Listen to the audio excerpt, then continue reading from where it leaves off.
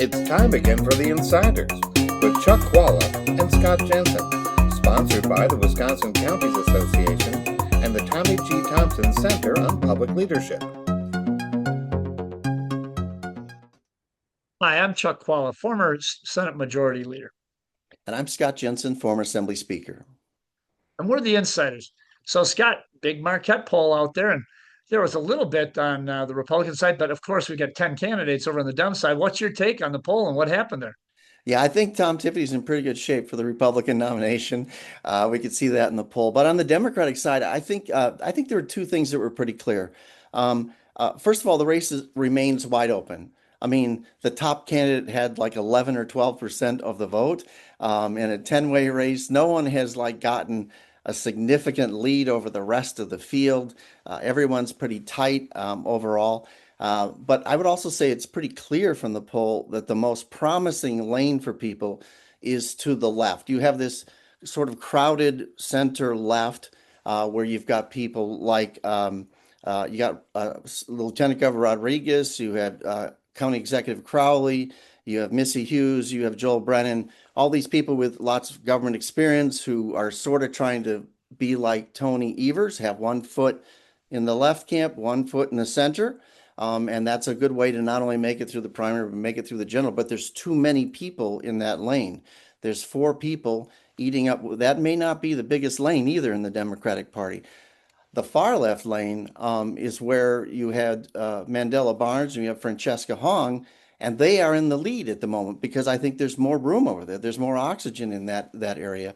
So I think the interesting thing is if you looking at it from the outside, and I'm obviously not a Democrat insider, but looking at it, it seems to me the excitement in the Democratic field, on the left at least, is more with Francesca Hong than it is with Mandela Barnes.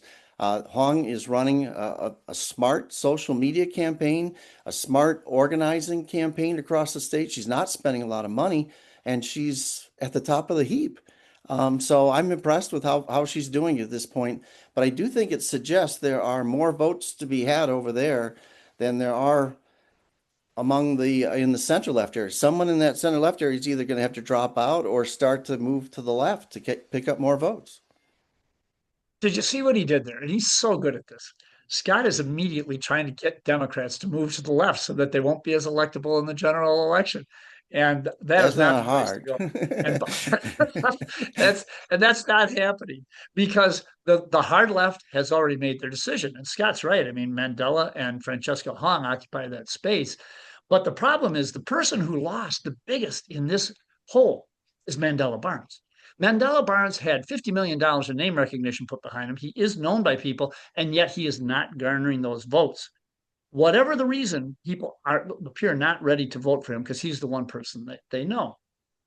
Now, with Francesca Hong, I think you'd have to say, hey, she's the leader of the pack. You've got to give her the advantage here. She's obviously done a good job of racking up the largest number of votes in the Marquette poll, but there's a huge number of undecideds. And I would argue strongly that those are the more moderate, the moderate to slightly left people out there. But here's the problem for Francesca Hong, and I've talked to a lot of people about this, as you can imagine. The problem for Francesca that people say is she's got a base of 10 and she's got a ceiling of 15. And it'll be interesting to see if she picks up more votes in these polls as we go along.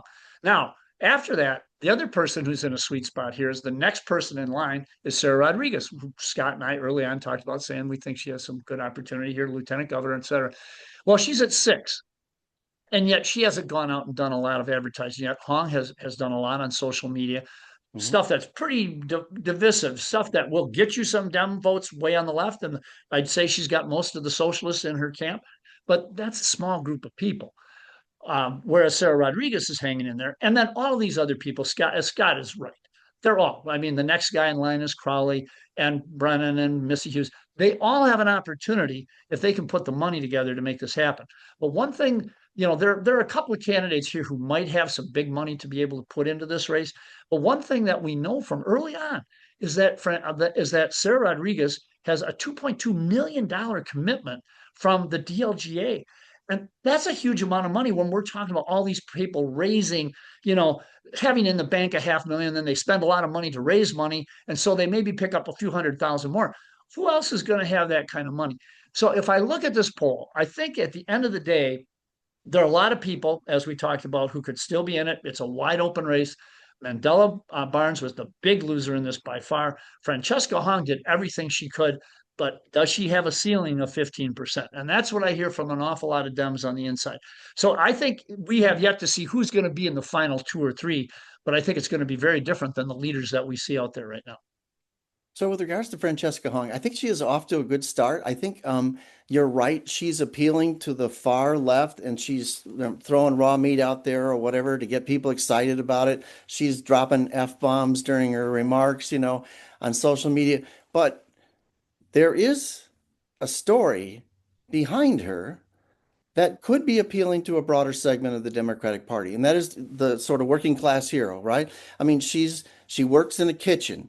She's got a regular job. She's not some egghead from the university. She's not some former cabinet secretary. She's a working class person. That has been an effective storyline for people on the Democratic side, whether it was the Fetterman story, which is fascinating because he's actually from a rich family, but or the guy from Maine, or a whole bunch of other places. There are people who break through. They have a story to tell that is more compelling than all of the other folks who are lined up who say, I've got more experience, I've done this before, I'm ready to lead. So I wouldn't be counting her out with a ceiling of 10 or 15%. Well, Those kind of candidates take off sometimes. With your endorsement, I know she's going to do well. And by the way, folks, let me just give you a preview. Next week, AOC for president. Scott Jensen is going to be the chair of her committee. He's all over this thing. Let's move the Democrats to the left, and he's working hard to get you there, guys. So I think that's probably not going to happen, but it will be interesting to see what happens over the next couple of months. I think you're going to see more definition in the race over the next couple of months. We'll see you next time. You've been listening to The Insider with Chuck Chvala and Scott Jensen, sponsored by the Wisconsin Counties Association and the Tommy G. Thompson Center on Public Leadership.